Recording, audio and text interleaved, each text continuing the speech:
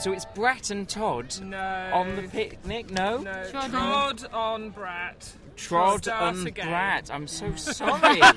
I'm so sorry. This is the bane of our lives. It really is. So you have to correct every interviewer, do you? No, just me. Yeah, just Well, this is the bit we have to correct. Oh, right. Because everyone goes in. We're like, no, it's like salmon on croûte.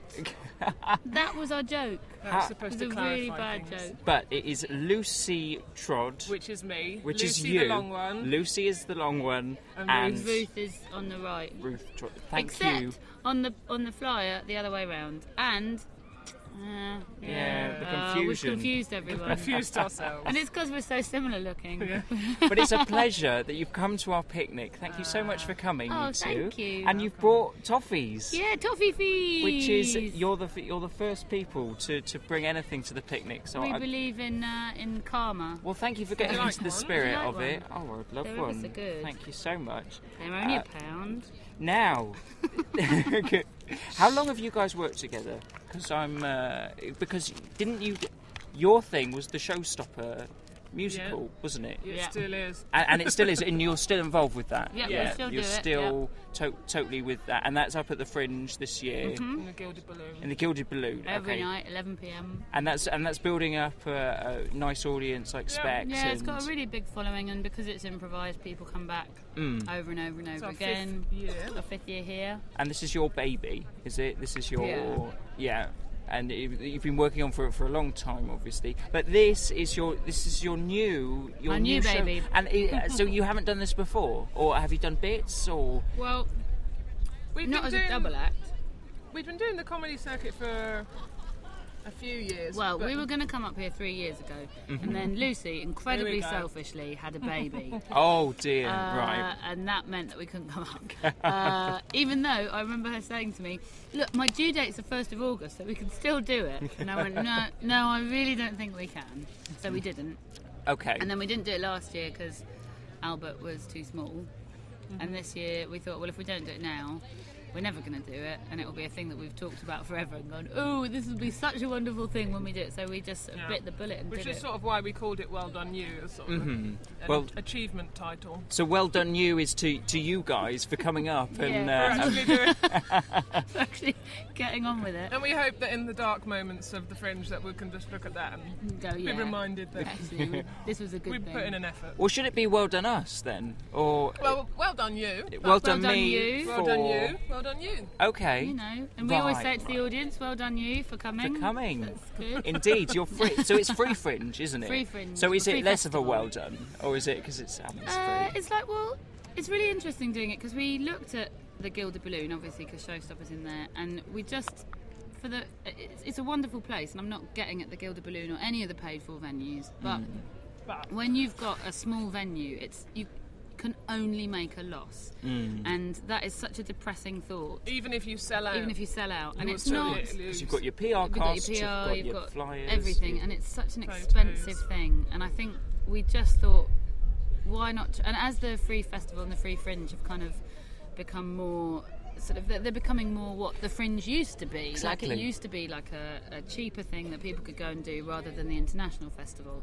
And now the Fringe has become something very different and wonderful. You know, it's not like it's a bad thing; it's a wonderful thing. You're not dissing. No, but it's because we're doing the Fringe Yeah, as well. exactly. You know, You can't. so you Yeah, can't. yeah. But it's but for us, in order for us to do this, we couldn't. It just afford felt to do healthier. It felt healthier. I've got a baby, and Ruth wants a wood-burning stove, so we've got some costs to meet. Well, that's the great thing, is because the Fringe, the Free Fringe, is that people do make money, and you know it's hard to think of it in that way sometimes. Yeah. But you've got a living to make, and Well, I mean, it's a shop window in lots of ways. That's why people come up.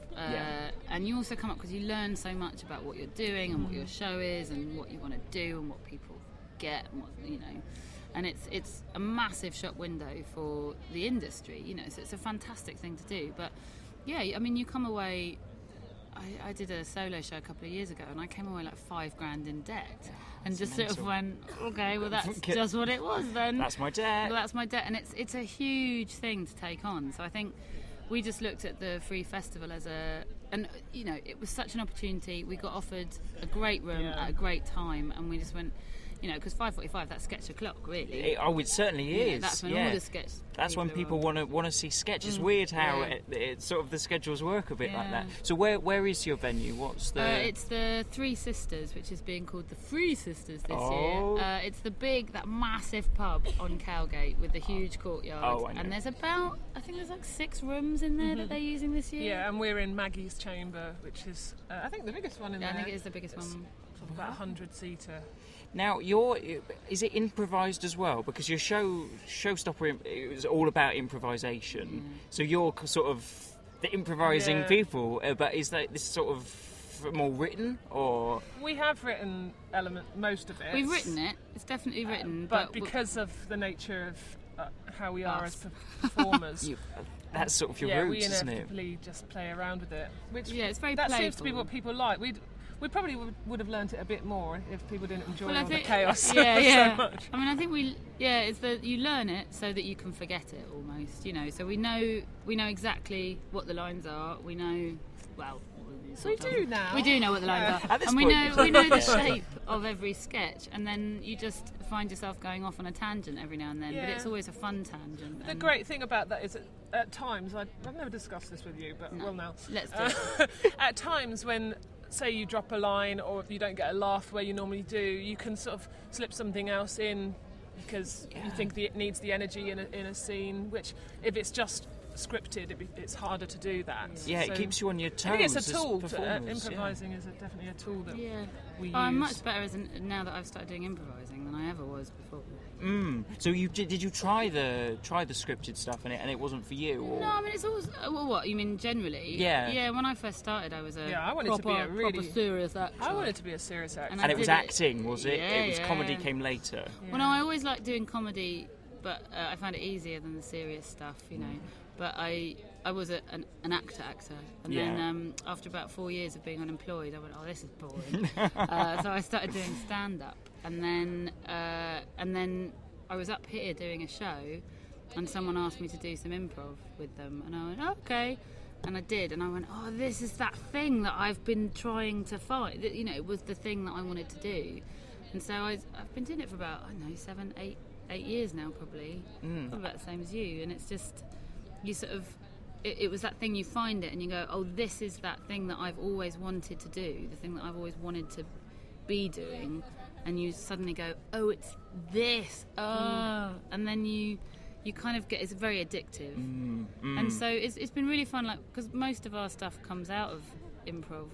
All our sketches come out of us just putting on wigs and seeing what voices come out and when you're wearing spending too much time together. Way too much time together. And it's exciting as well for you guys, because if you're doing the same thing, if you're an actor and you've just got a script and you're reciting it, it can get dull, I expect. But I've never done a long. No, it can do. My husband is a serious actor, and he's done sort of big runs with the RSC. He just did a year in Mamma Mia, and that was a real challenge to sort of keep it fresh. But I think you still enjoy it. It's just a different kind of enjoyment. Yeah, and exciting, and sort of because you genuinely don't know what's going to happen to an extent, at least. Yeah. I mean, and it's always nice because the thing I love most about being in a double act, really, and especially in a double act with Lucy, is that there's always someone to make you laugh on stage, because I did a solo show, like I said, and sometimes it was just the loneliest thing on the planet, because it's just you. And if you're dying as well. Yeah, you're dying inside too. And it's you, to blame. And there's no one else to look at. Now you can blame me. Yeah. But it's that thing where, when there's someone else there, you can turn around and go, and you can just pull a face and they pull a face back, and you go, okay, well, at least we'll do it for ourselves, and that's kind of because you've always got someone that you're doing it for. There's always someone you're showing off to, rather than. At least you guys are enjoying it. Yeah. But I mean, we've been really lucky. Like, it's been a really positive thing that everyone's been great. On the Free Fringe, people don't maybe invest in it as much if they haven't paid beforehand. They won't wait for 4 sketches. They'll maybe wait for 1 sketch to see if they like it, which isn't necessarily a judge, because you don't put all your best sketches on first. Oh, thing. totally, yeah. We did. We did actually, yeah. But you know, and sometimes you get technique. people in and you're like, I really don't think you're going to enjoy it. I hope you This is for surprise me, you. but then they leave and you're alright. Oh well. Or they smash glasses, or Yeah, we had 5 smashed glasses. 5 yesterday. smashed glasses. My God. I was walking home and I could feel this sort of sharp pain just below I had my glass bum, in my and foot, it was yeah. glass in my leggings. Nice. You were attracting the wrong uns. Yeah. It's all this free They're comedy. throwing glasses. Thanks so much for coming to the picnic. Thank you I very couldn't much. get to my toffee, Oh, so did it not come out here? Look. oh, thank Oh, It's look, they're melting. melting in oh, there. lovely. Who knew that toffee fees melted? Oh, Very quickly. Oh Christ. my Oh goodness. my god! Let's eat it quick. Have you got like a? You need an ice box. I think so. That's the one thing we overlooked.